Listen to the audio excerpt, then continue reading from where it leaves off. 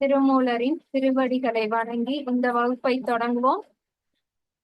இன்னைக்கு நம்ம அடுத்த தலைப்பு பார்க்கலாம். அடிமுடி தேடல். அடிமுடி அப்படின்னாலே அந்த பிரம்மாவுக்கும் திருமாலுக்கும் நடக்கக்கூடிய அந்த பிரச்சனை. யார் போய் அடிய பாக்குறா, யார் போய் முடிய பாக்குறா, அந்த கதையை தான் மையமா வச்சு 9 பாடல்கள் இருக்கு. 9 பாடல்களுமே நமக்கு புரிகிற மாதிரி ரொம்ப எளிமையான பாடல்களா தான் இருக்கு. அதனால அப்படி பார்க்க ஆரம்பிக்கலாம். முதல் பாடல் 372வது பாடல். பிரம்மனும் மாலும் பிரானே நான் என பிரம்மன் மால் தங்களம் தம் பேதைமையாலே பரமன் அனலாய் பறந்து முன் நிற்க அரண் அடி தேடி அரற்றுகின்றாரே. பிரம்மனும் மாலும், பிரம்மாவும் திருமாலும் பிரானே நான், பிரானே அப்படின்னா நான் தான் பெரியவன் அப்படிங்கிற ஒரு அகங்காரத்தோட 2 பேருமே நான் பெரியவன் நான் பெரியவன் என அவங்க சொல்றதுனால பிரம்மன் மால் தங்கள் தாம் பேதைமையாலே, இது எதனாலனா அவங்களுடைய அறியாமையால தான். ஏன்னா ஏற்கனவே இதுக்கு முன்னாடியும் அப்படிதான் அவங்க 2 பேரும் சண்டை போட்டுட்டே இருந்தாங்க அப்படின்னு பார்த்தோம். இப்பயும் அதே மாதிரிதான் அவங்களுடைய அறியாமையால திரும்பவும் அவங்களுக்குள்ள யார் பெரியவர் அப்படிங்கிற ஒரு சண்டை நடக்குது. பரமன் அனலாய் பறந்து முன் நிற்க, பரமன் அப்படிங்கிறது சிவபெருமான், அனலாய் அப்படின்னா அவர் வானத்துக்கும் பூமிக்குமா மிக பெரிய அந்த பேரொளியாய் பறந்து முன் நிற்க, பறந்து அப்படின்னா விரிந்து பறந்து அவங்க முன்னாடி தோன்ற அரண் அடி தேடி அரற்றுகின்றாரே.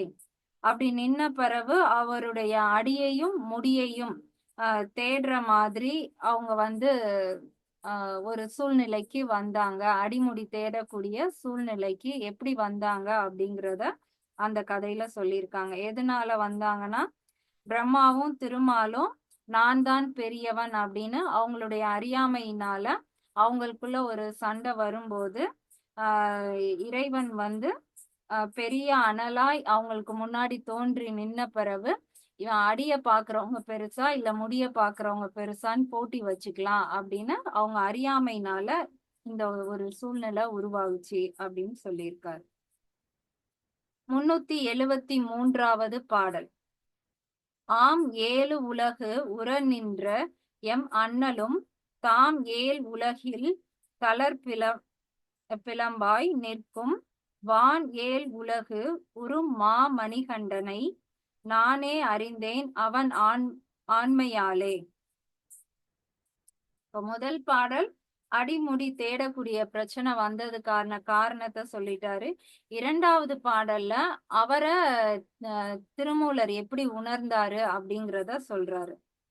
ஆம் 7 உலகம், சிவபெருமான் இந்த வானுக்கும் மண்ணுக்கும் இல்ல, 7 உலகங்கள், எத்தனை உலகங்கள் இருக்கோ 7 உலகங்கள் நாம பாக்குறோம் அப்படிங்கிறது 7 சக்கரங்கள்னு எடுத்துக்கலாம். இந்த 7 உலகங்களிலும் உற நின்ற எம் அண்ணலும், அந்த 7 உலகங்கள்லையும் அவர்தான் நிற்கிறார். தாம் 7 உலகில் பிளம்பாய் நிற்கும், அந்த 7 உலகத்திலையுமே அவர் எப்படி நிற்கிறாராம், எப்படி வானத்துக்கும் பூமிக்குமா மிக பெரிய ஒரு பேரொளியாய் அக்கினி பிளம்பாய் இருக்கிறாரோ அதே மாதிரிதான் அந்த 7 உலகங்கள்லையும் இறைவன் இருக்கிறார். வான் 7 உலகு உறும் மணிகண்டனை, அந்த வானத்துக்கும் அந்த பெரிய அந்த முதல் பாடல்ல சொன்னது போல இருக்கக்கூடிய அந்த பேரொளிதான் 7 உலகத்திலையும் அவரே தான் இருக்காரு. அவரை மாமணிகண்டன் அப்படின்னு ஒரு ஒரு சொல் மூலமா அவரை குறிப்பிடுறாரு. நானே அறிந்தேன், அவரு அதுல அடிமுடி தேட முடியாம இருந்தாங்க, அவரையும் உணர்ந்துட்டேன், அவரு தான் இந்த 7 உலகத்திலையும் இருக்காரு, அதையும் நான் உணர்ந்துட்டேன், நான் அறிந்தேன் அவன் ஆண்மையாலே. அது அவர் எப்படி அறிஞ்சுக்கிட்டாருன்னா அவருடைய கருணையால், இறைவன் மனசு வச்சதுனால நான் உணர்ந்துட்டேன். ஆனா திருமாலுக்கும் பிரம்மனுக்கும் அந்த அறியாமை இருந்தனால அவங்களால உணர முடியல, ஆனா என்னால உணர முடிஞ்சு, அதுக்கு காரணமும் இறைவன் தான் அப்படின்னு அவர் உணர்ந்தத சொல்லியிருக்காரு. 374வது பாடல். ஊனாய் உயிராய் உணர்வு அங்கியாய் முன்னம் சேனாய் வான் ஓங்கி திருவுருவாய் அண்டத்து தானுவும் ஞாயிறும் தன் மதியும் கடந்து ஆள் முழுது அண்டமும் ஆகி நின்றானே. இப்ப அந்த இறைவன் வந்து வானுக்கும் பூமிக்குமா இருக்காருன்னு பார்த்தோம். அடுத்து 7 உலகங்கள்லயும் அவர் தான் இருக்காருன்னு பார்த்தோம். இப்ப இந்த பாடல்ல என்ன சொல்லியிருக்காருன்னா, ஊனாய் அப்படின்னா நம்மளுடைய உடல், ஊன் உடலாய் அவர் தான் வந்து இருக்கிறார். உயிராய் இந்த உடலுக்குள்ள இருக்கக்கூடிய உயிராகவும் அவர் தான் இருக்கிறார். உணர்வு, அந்த உயிர்ல ஏற்படக்கூடிய உணர்வுகளாகவும் அவர் தான் இருக்கிறாய். அங்கியுமாய் அந்த உணர்வு வந்து நமக்கு ஒரு நெருப்பாதான் ஒவ்வொரு எமோஷனும் வெளிப்படும். அந்த அங்கியுமாய் அவர் தான் இருக்கிறார். முன்னம் சேனாய், சேனாய்னா தூரத்துல இருக்கக்கூடியவனும் அவன்தான். முன்னம் சேனாய் வான் ஓங்கி, இந்த வானம் வரைக்கும் ஓங்கி அப்பனா தூரமா இருந்து மிக உயரமா இருக்கிறார். திருவுருவாய், ஒரு அழகான உருவமாகவும் அவர் இருக்கிறார். அண்டத்தானுவும், தானுவும் அப்படிங்கிறது தூண் அப்படிங்கிற அர்த்தத்துலதான் வருது. அண்டத்துக்கு தூணாக, இந்த அண்டம் முழுவதுமே இவருடைய தயவுலதான் இருக்கு. ஒரு தூண் மாதிரி இவர் தான் இருக்கிறார். ஞாயிறும், நல்ல சுட்டு எரிக்கக்கூடிய சூரியனாகவும் இவர் தான் இருக்கிறார். தன் மதியும், நல்ல குளிர்ச்சியை தரக்கூடிய மதி சந்திரனாகவும் அவர்தான் இருக்கிறார்.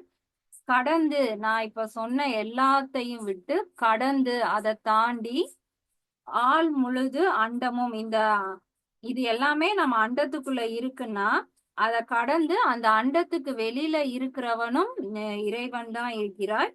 ஆகி நின்றானே, இது அனைத்துமா அவர் தான் வந்து நிற்கிறார். அப்ப இதுக்குள்ள எல்லா பொருளுமே வந்துருச்சு. அதனாலதான் தூணிலும் இருக்கிறான், துரும்பிலும் இருக்கிறான் அப்படின்னு சொல்லுவோம்.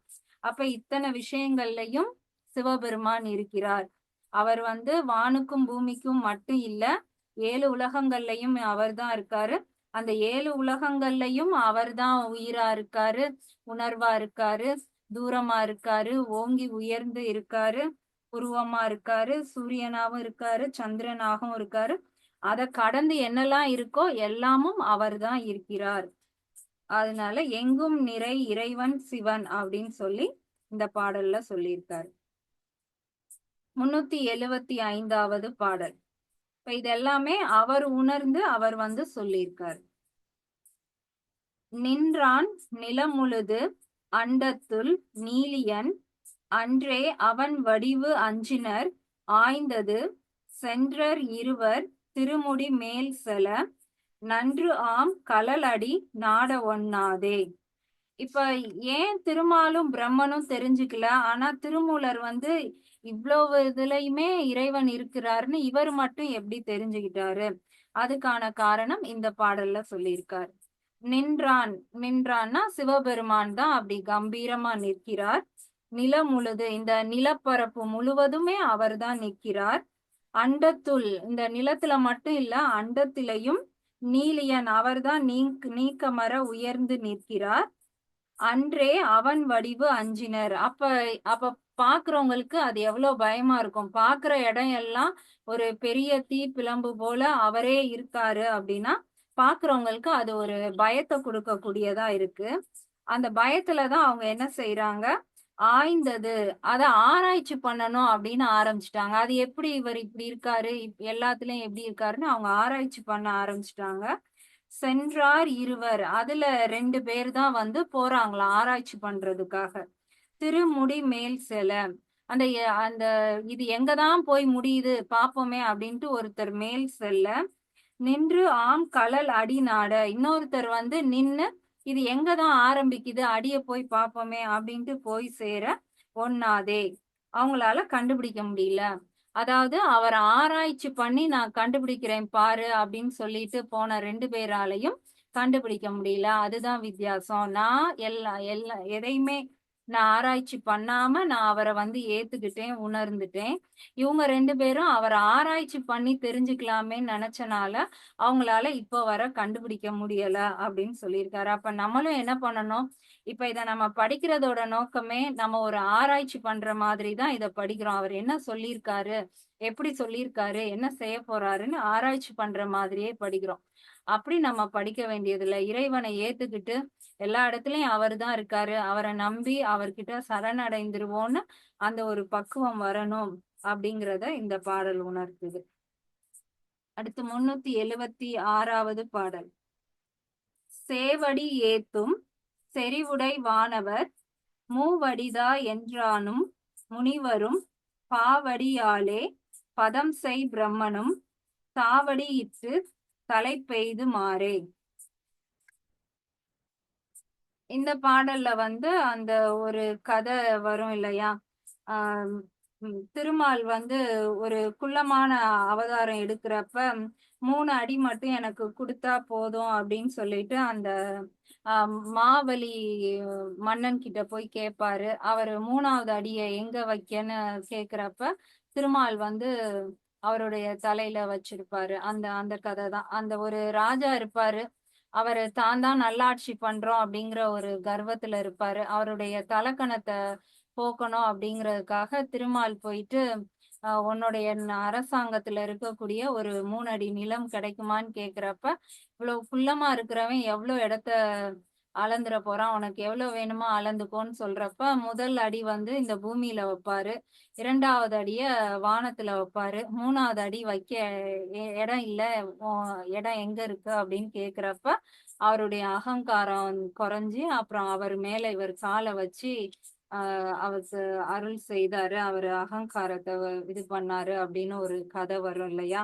அந்த கதையை வச்சுதான் இந்த பாடல் வந்து சொல்லியிருக்காரு. சேவடி ஏத்தும். சேவடி அப்படிங்கிறது செம்மையான திருவடியை உடைய செருவுடைவானர். அந்த திருவடியை உடைய இறைவனை வந்து செறிவுடை அப்படின்னா அவரை புகழ்ந்து பாடக்கூடிய வானவர் தேவர்களும் மூவடிதா என்றாலும் அந்த 3 அடி நிலம் தருவாயாக என்று வினவிய திருமால். அந்த கதையில எப்படி வந்து ஒருத்தர்கிட்ட போய் அவருடைய அகங்காரத்தை எல்லாம் மாத்தினாரோ அத்தகைய திருமாலும் முனிவரும் அவரை போல இருக்கக்கூடிய பல முனிவர்களும் பாவடியாலே. பாவடி அப்படின்னா அப்படிங்கிறது பாட்டு இசைத்து தொழுது வணங்கி மந்திரங்கள்லாம் சொல்லி அந்த மாதிரி. பதம் செய் பிரம்மனும் அந்த மாதிரி தொழில் யார் செய்யறாருன்னா பிரம்மா தான். பிரம்மா உட்கார்ந்து நிறைய மந்திரங்கள் ஓதி பண் இசைத்து அந்த மாதிரி இறைவனை வந்து தொழுறாரு. தாவடி இட்டு தலை பெய்து மாறே. இப்ப இவங்க எல்லாராலையுமே வந்து இறைவனை வந்து உணர முடியல. அவங்க வந்து தேவர்களா இருந்தாலும் சரி, திருமால் பிரம்மாவை இருந்தாலும் சரி, முனிவர்களா இருந்தாலும் சரி, அவங்க எப்படி ஓதுனாலும் அவங்களால அப்பெருமையுடைய இறைவனை வந்து சேர இயலவில்லை அப்படின்னு சொல்லியிருக்காரு. அவரால மட்டும்தான் உணர முடிஞ்சு. எதனாலனா இவங்க எல்லாருமே அந்த இறைவனுக்கு வந்து அவர் சொல்ற வேலையை செய்யற மாதிரிதான் இவங்க எல்லாருமே இருக்காங்க. திருமாலும் சரி, பிரம்மனும் சரி, தேவர்களும் சரி, இவர் சொல்ல சொல்ல வேலை பார்க்கக்கூடியவங்களாதான் இருக்காங்க. நம்ம வந்து அவர்கிட்ட போய் எந்த வரமோ எதுவுமே கேட்டு அவர் மாதிரி நாமளும் தொழில் செய்யணும் நம்ம வந்து போகல. அவருடைய திருவடி மட்டும் கிடைச்சாலே போதும்னு அவர்கிட்ட சரணடைகிற நோக்கத்துல போறவங்களாலதான் இந்த அடி முடி இதெல்லாம் பார்க்க முடியும். மற்றவங்களுக்கு அது கிடைக்காது அப்படின்னு சொல்லியிருக்காரு. அப்ப நமக்கும் வந்து தேவர் மாதிரி ஆகணும் அப்படியெல்லாம் நம்ம வந்து எண்ண வேண்டியதில்லை. நம்ம வந்து அவர் திருவடியிலே இருந்தா மட்டும் போதும் அப்படிங்கிற மனப்பக்குவம் வந்தாலே போதும், நம்மளால அவரை பார்க்க முடியும். 377வது பாடல். தான கமலத்து இருந்த சதுமுகன் தான கருங்கடல் வாலி தலைவனும் ஊனத்தின் உள்ளே உயிர் போல உணர்கின்ற தான பெரும்பொருள் தன்மையது ஆமே. தான கமலத்து. தான கமலத்துனா அந்த ஒவ்வொரு சக்கரங்களா சொல்றாங்க. முதல் சக்கரத்தில் தானம் அப்படிங்கிறது தானாகவே மலர்ந்து இருக்கக்கூடிய கமலத்துனா தாமரை மலர் இருந்து அது மேல இருக்கக்கூடிய சதுரம் அப்படின்னா 4 குறிக்குது. சதுமுகன் அப்படின்னா 4 முகங்களை உடைய பிரம்மன். அப்ப மூலாதாரத்தில் இருக்கக்கூடிய பிரம்மனும் தான கருங்கடல் வாலி தலைவனும் தானாகவே மலர்ந்து இருக்கக்கூடிய கருமையான கடலில் வாழக்கூடிய தலைவன். கருமை நிறம் யாருக்கு? திருமாலுக்கு. அவர் எங்க இருப்பாரு? கடல்ல இருப்பாரு. அப்ப இது 2வது சக்கரம், நீர்பூதமான 2வது சக்கரத்துல இருக்கக்கூடிய திருமாலும் ஊனத்தின் உள்ளே உயிர் போல் உணர்கின்ற. ஊனத்தின் அப்படின்னா இந்த உடலுக்கு உள்ளே உயிர் போல இருக்கின்ற தான பெரும் பொருள் தன்மயது ஆமே. இந்த இந்த உடலுக்குள்ள உயிர் எங்க இருக்குன்னா நம்மளுடைய தலையில இருக்கக்கூடிய அந்த சக்கரத்துல இருக்கு. இவங்க 2 பேரும் கீழே இருக்கக்கூடிய சக்கரத்துலதான் இருக்காங்க. சிவபெருமான் அந்த உயிர் போல அந்த மேல இருக்கக்கூடிய அந்த தலைக்குள்ள இருக்கக்கூடிய அந்த சிரசில் இருக்கக்கூடிய சக்கரத்துல அவர் இருக்கிறார் அப்படின்னு சொல்லியிருக்காங்க. அந்த அந்த இடத்துல வரும்போது சிவபெருமானுக்கு சதாசிவம் தான் அந்த சக்கரத்துல இருக்கக்கூடிய இறைவனோட பேரு. இங்க இருக்கக்கூடிய பிரம்மாவும் அதே இறைவன் தான், திருமாலும் அதே இறைவன் தான். ஆனா இந்த இறைவன் கீழே இருக்காரு அப்படின்னா சதாசிவனா அவர் மேல இருக்கக்கூடிய சக்கரத்துல இருக்காரு. இந்த மாதிரி ஒவ்வொருத்தருடைய இயல்பு எப்படி ஒவ்வொரு படிநிலையிலயா இருக்கு அப்படிங்கிறத இந்த பாடல்ல சொல்லியிருக்காரு. 378வது பாடல். ஆலிங்கனம் செய்து எழுந்த பரஞ்சுடர் மேல் இங்கன் வைத்தது ஓர் மெய் நெறி முன்கண்டு ஆலிங்கனம் செய்து உலகம் வலம் வரும் போலிங்க அமைஞ்சு அருள் கூடலும் ஆமே. ஆலிங்கனம் அப்படின்னா நல்லா கலந்து இருக்கக்கூடிய, ஆலிங்கனம் செய்து எழுந்த பரஞ்சுடர், அந்த மிக பெரிய சுடர் எல்லா இதுலயுமே கலந்து இருக்கிறது. அந்த சுடர் இதுக்கு முன்னாடி பார்த்த மாதிரி உயிர்ல மட்டும் இருக்கு, உணர்வுல மட்டும் அப்படி இருக்குன்னு தனித்தனியா இல்லை. எல்லா இடத்துலயும் அவர் தான் பறந்து விரிந்து கலந்து இருக்கிறார். மேல் இங்கன் வைத்தது ஓர் மெய்நெறி முன்கண்டு. இதுக்கு மேல் இங்கன் அப்படின்னா இதற்கு மேல எல்லா பொருளையும் அவர் தான் இருக்காரு. அதுக்கு மேல எது இருந்தாலும் அதுக்குள்ளயும் மெய்நெறி ஒரு ஒரு பொருள் எடுத்துக்கிட்டோம்னா அதுல ஒன்னொன்னா அழிஞ்சுகிட்டே இருந்தாலும் கடைசியா உண்மை பொருளா ஒன்னே ஒண்ணு இருக்கும். இப்ப நம்மளுடைய உடல் எடுத்துக்கிட்டோம்னா வயசாக ஆக நம்மளுடைய உடல்ல ஒன்னொன்னா மாறிக்கிட்டே இருக்கும். ஆனா நம்ம பிறந்ததுல இருந்து ஒன்னே ஒண்ணு மாறாம இருக்குன்னா அதுதான் மெய்ப்பொருள், அதுதான் மெய்நெறி.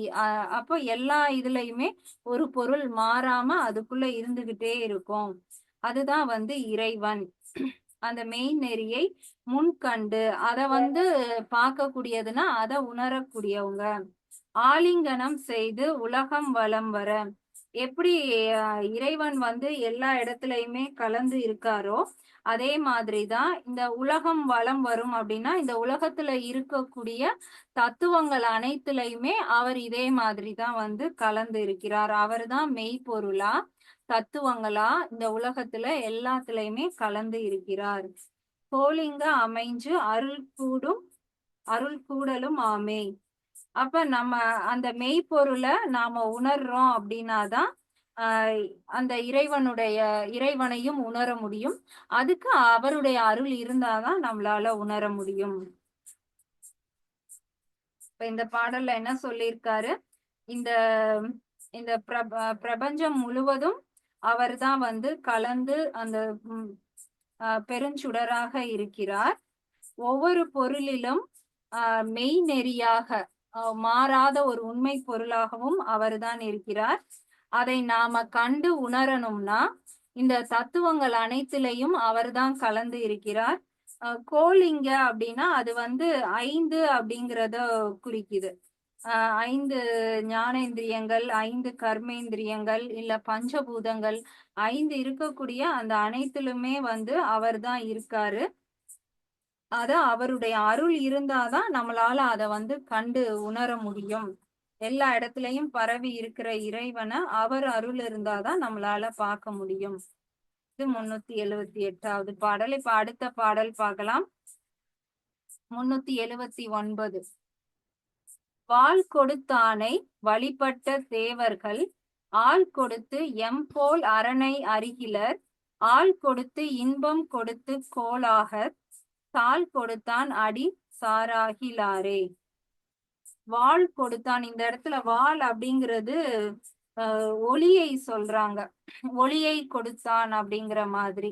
ஒளினா இருள்ல இருக்கக்கூடிய அவங்களுக்கு ஒளியை கொடுத்தவன்.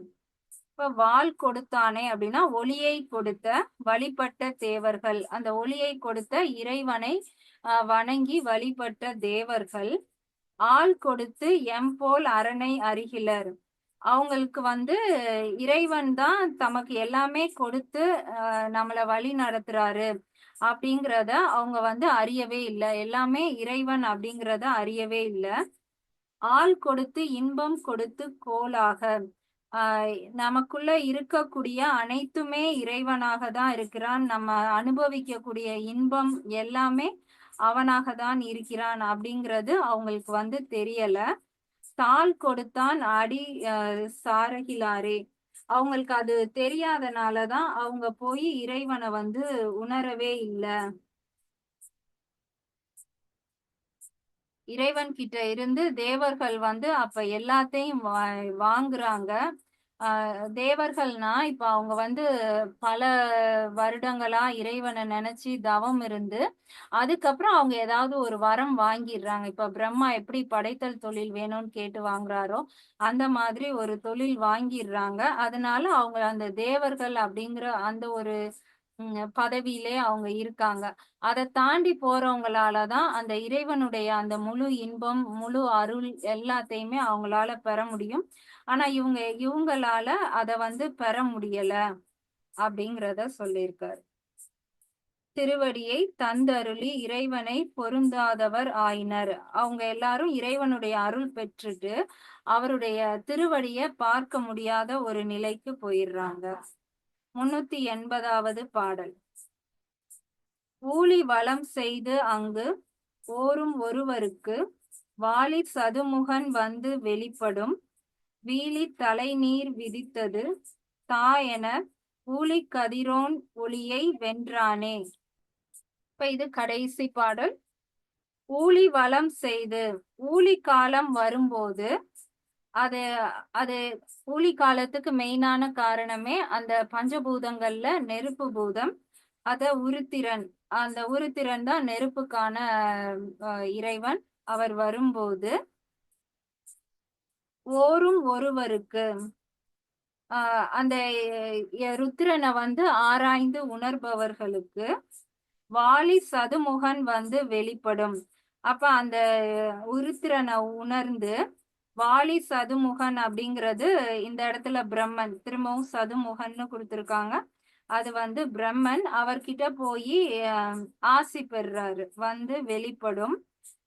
வீழி தலை நீர் விதித்தது தா என அவர்கிட்ட வந்து வணங்கி எனக்கான அந்த விதியை நீ எனக்கு கொடுத்து என்னை அருள்வாயாக, நான் வந்து உன்னை பார்த்துட்டேன், எனக்கு நீ என்ன விதிப்படி நீ எனக்கு என்ன தொழில் கொடுப்பியோ அதை கொடுத்து எனக்கு அருள்வாயாக அப்படின்னு அவர் வந்து கேக்குறாரு.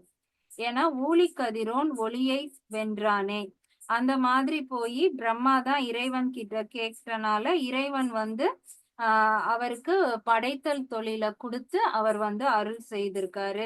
இப்படிதான் வந்து பிரம்மனுக்கு படைத்தல் தொழில் கிடைத்தது அப்படிங்கிற அந்த ஒரு விஷயத்த சொல்றதுக்கு அவர் இந்த 8 பாடல்கள் சொல்லி 9வது பாடல்ல இத சொல்லியிருக்காரு. இப்ப அந்த ஊழி காலம் வரும்போது அதுல வந்து உருத்திரன் வர்றாரு.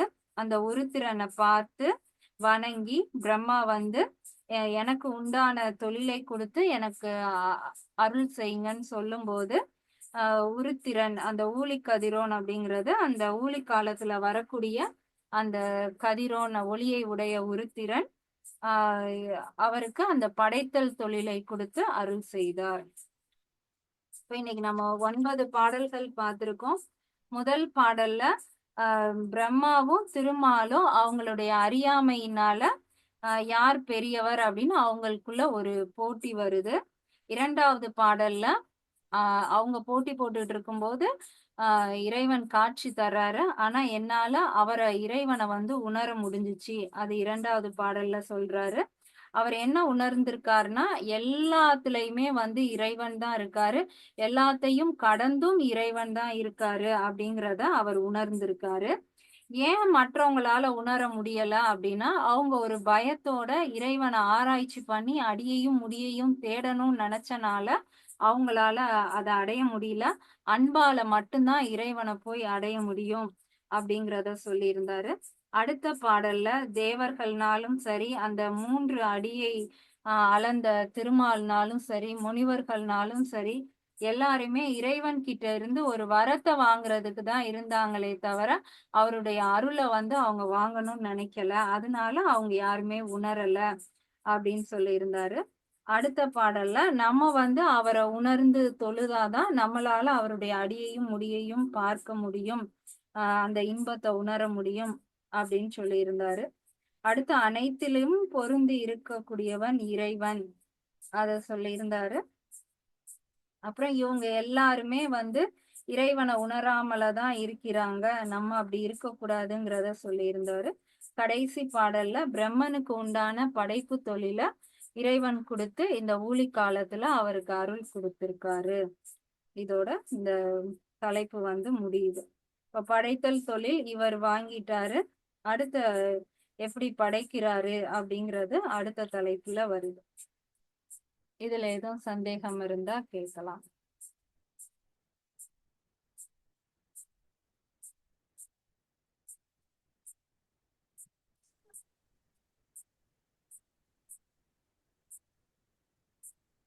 இது ரொம்ப எளிமையாதான் கொடுத்திருந்தாரு. அதனால நமக்கு இது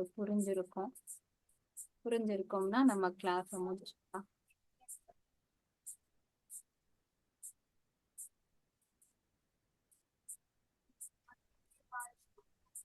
Okay, thank you, Priya. Thank you, ma'am.